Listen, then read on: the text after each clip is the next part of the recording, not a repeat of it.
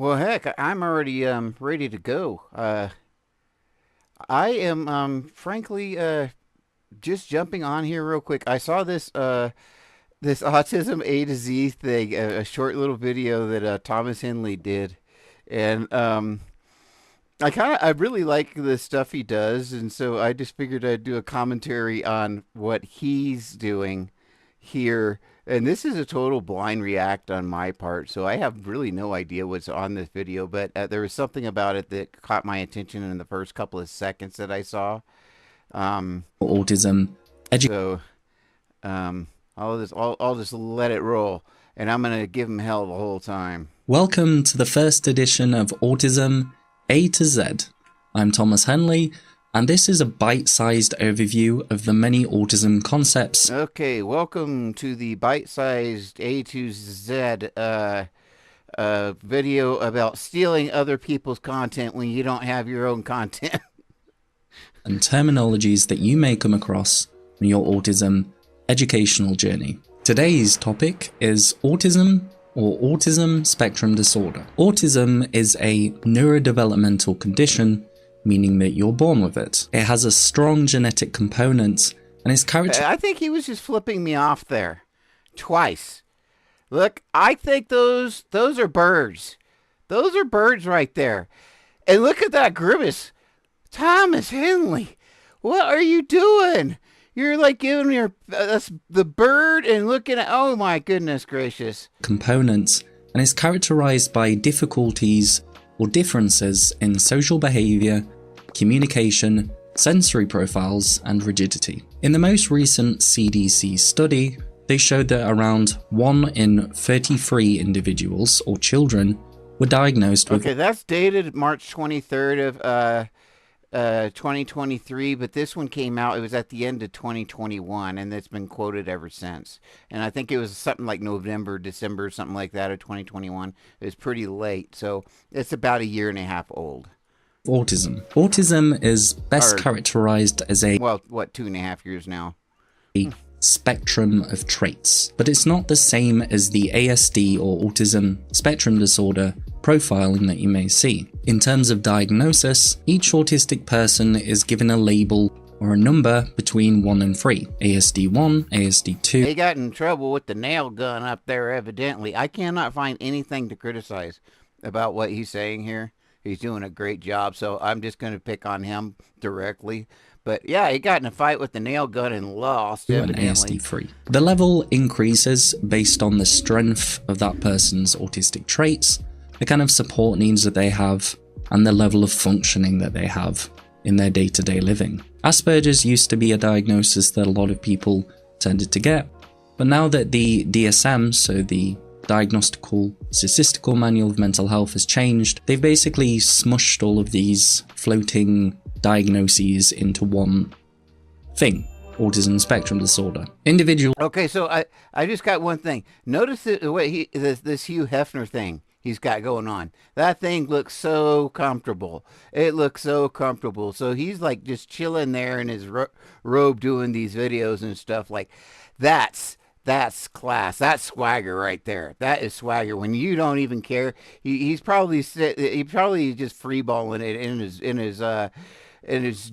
robe there, you know, sitting at his desk just making this video, not even thinking about it.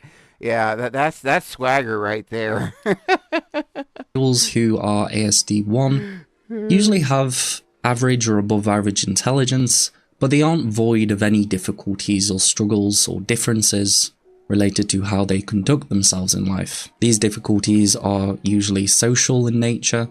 It can be to do with communication, sometimes related to rigidity, so that aspect of needing a routine or needing some level of certainty, or perhaps having a different focusing style. And this is where I would lie in terms of that ASD profiling. Interestingly, a lot of people who are ASD1 can go their entire lives not realizing that they're autistic. And I was 50 when it dawned on me that I was autistic. I still haven't found anything to criticize, which that alone is something. This tended to happen a lot. The fact that I have nothing to criticize, I'm going to criticize that.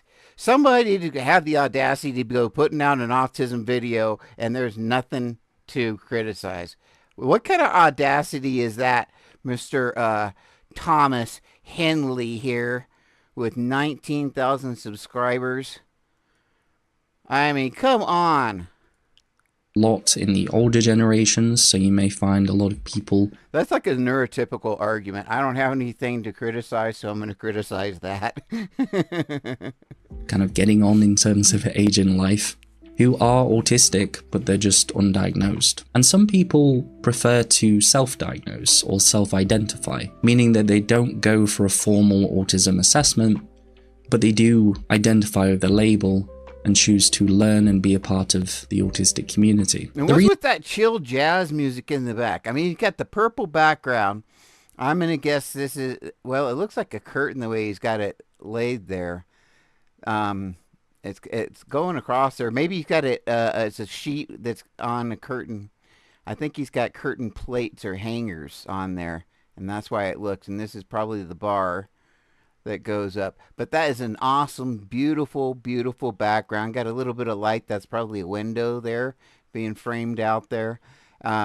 He's chilling out, and and that looks like it's like a velour or whatever, so it's really soft and it's probably warm, very, very comfortable. And then listen to this music in the background, this chill music. The reason why they may go undiagnosed is likely a result of their ability to mask autism, something that's seen a lot more in ASD1 individuals, meaning that we can assimilate or camouflage into daily life, or perhaps even our autistic traits, which would have been picked up by the right person. That is so chill. Is that not like totally chill? Like, come on, you're too chill here.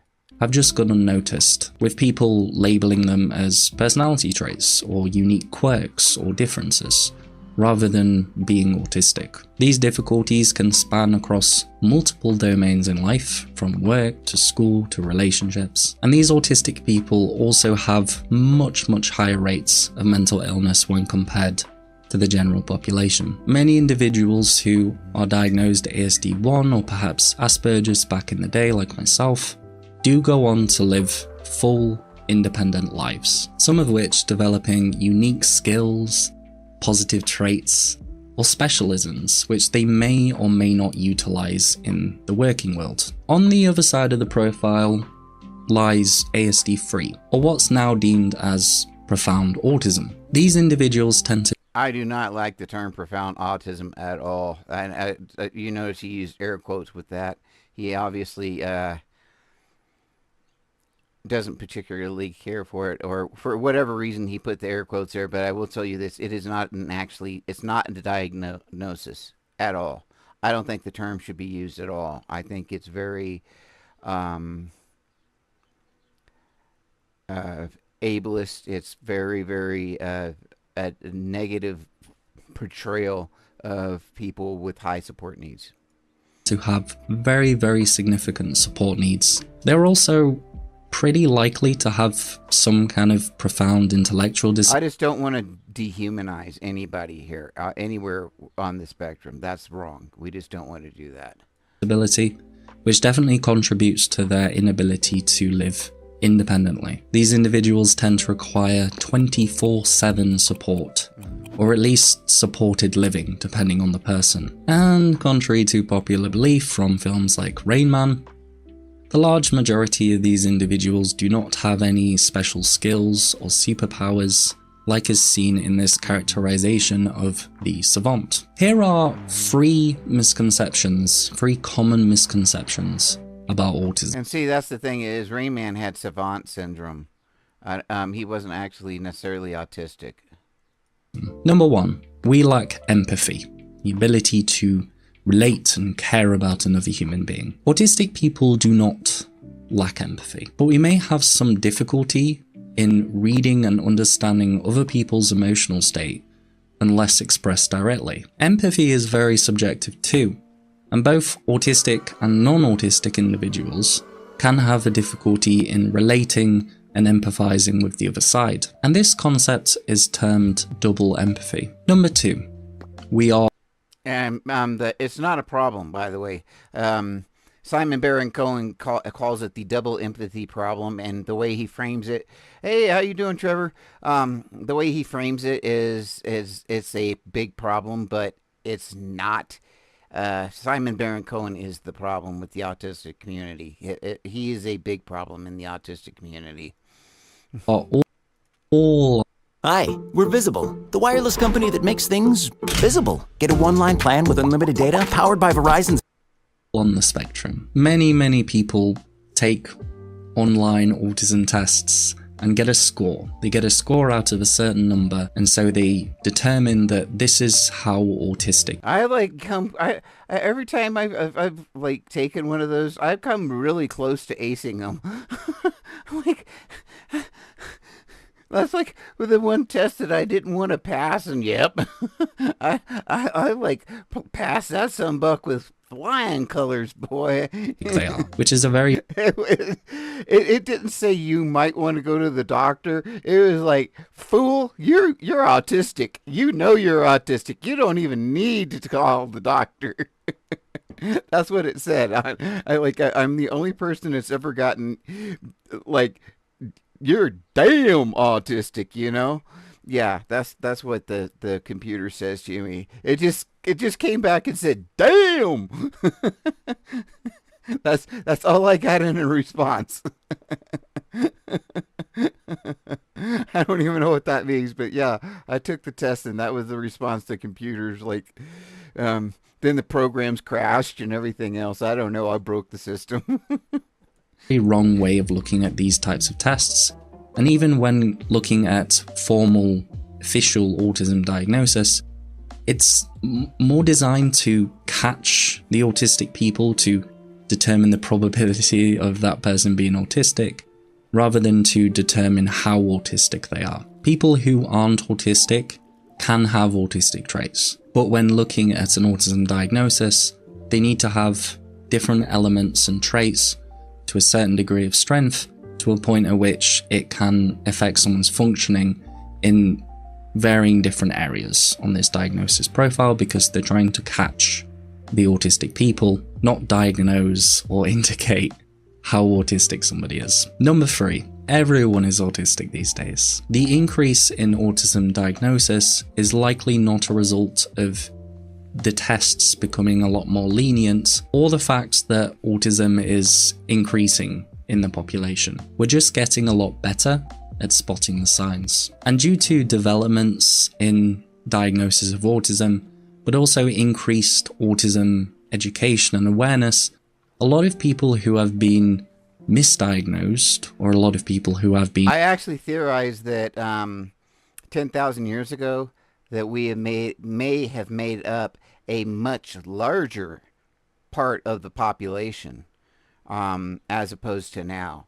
And it was because of our unique abilities for pattern recognition, for game patterns, or for crop patterns, or for what have you, for hunting, for survival, as far as even troop movements and so forth, and war and so forth. There are a lot of applications of our height and sensitivities. There's applications for war there, or hypersensitivities for hunting and so forth. Even for your farmers, the person with the most hypersensitivity is going to notice when the weather's starting to change the most, and maybe be able to start the fires or whatever they need to do to save the crops, to keep them from getting cold burnt or what have you. Um, but I think that there was probably a good chance that there was a much higher percentage of us, maybe 10%, maybe even more, maybe 20-30%, who knows. But I think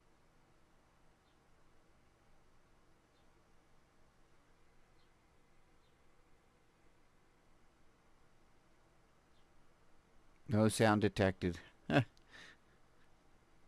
Okay, so I was just waiting for the stream to come back. I just kicked Instagram off. My stream was getting a little weak for some reason. Right now, I'm streaming to Kick, Twitch, um, YouTube, and TikTok. I just got rid of Instagram. I was going to do Facebook too, but I decided not to stress my stream that much. Alrighty, so moving right along. Undiagnosed for a large portion of their life are suddenly becoming a lot more exposed to autism content. With exposure comes a lot of awareness, comes a lot of intrigue, and for some people who have gone this amount of time...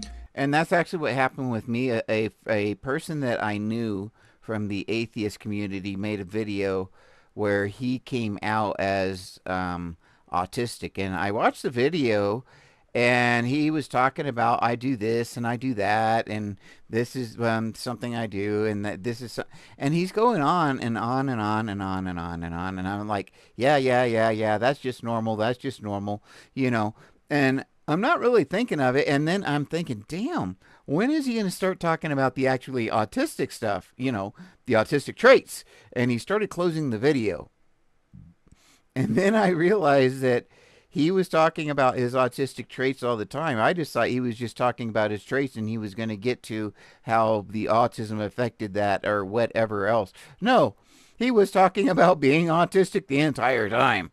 And I went back and looked at that video. I don't have it anymore, unfortunately. It's not available. But there was 32 consecutive things that he said that I identified with. And I have a lot of autistic friends I did at the time too, and it just dawned on me. I never had even thought about it, if I was autistic or not. I never even considered it. I didn't, I don't know. I just figured I was overly sensitive person, like I had been told, all my life by everybody, that I was just overly sensitive.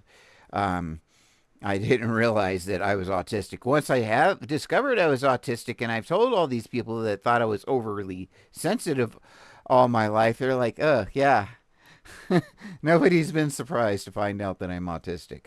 So, being undiagnosed, I've realized that perhaps they should go for a diagnosis just to check if they are autistic or not. Autism has also been thought to be a largely male-dominated condition for a long period of time. It's only recently that... Yeah, you girls can't have this autism. That's a man thing. Only manly men get autism. Rates have been adjusted for, but new research has delved into autism in women, suggesting that autistic women have been flying under the radar of diagnosis for a long time due to their differences in presentation, particularly related to autistic masking, but also past blind spots and stereotypes within autism research. Oh, so, come on. What happened to the Simon Baron-Cohen, the male gene, the manliness theorem that he had? Oh, my goodness gracious. That was his... he had a theory that we were all manly men, and that's what made us autistic. Oh, my goodness. His theory... Simon Baron-Cohen is a quack. There is no more of a quack out there than Simon Baron-Cohen, and he's probably considered to be the foremost authority on autism in the world.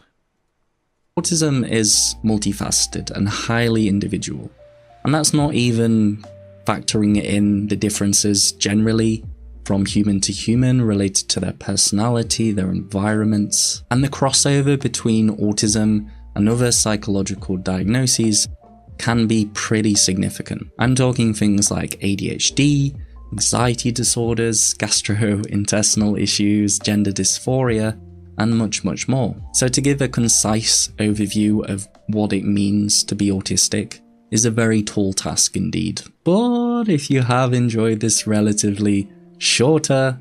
It's a very tall task indeed. I couldn't, that was, so cool. It's a very tall task indeed. Yeah, and he's got the one hand, very tall task indeed. He's got the Vincent Price thing going on there. Look at that, look. He's got the hair. He's got the Vincent Price thing going on there. That's what's happening here. And now this background is, black. Remember it was purple before? Yeah. Video on autism and want to dive deeper into the world of autism, I highly recommend checking out this video. which goes in detail into a lot of different aspects related to autism. Or if you prefer these shorter, concise videos, consider liking and subscribing to get updated on these future editions. See you next time. All right. Don't do it. Wait, hold on. Okay, so that's Thomas Henley. Thomas Henley. It's called Autism Spectrum Disorder. Autism. I guess that's A to Z. But yeah, this is Thomas Henley. I don't know exactly where he's out of. He's out of the UK somewhere. I, I'm pretty sure. Alrighty. Well, I just wanted to give Thomas Henley hell here, which I think I succeeded at, and I will be moving right along. Everybody, I really appreciate you coming out here, and I will be back on at 6 this evening here Monday Mountain Standard Time, and we will be looking at some of the news of the day and of the weekend. This is David Page. Screw them. Flap harder.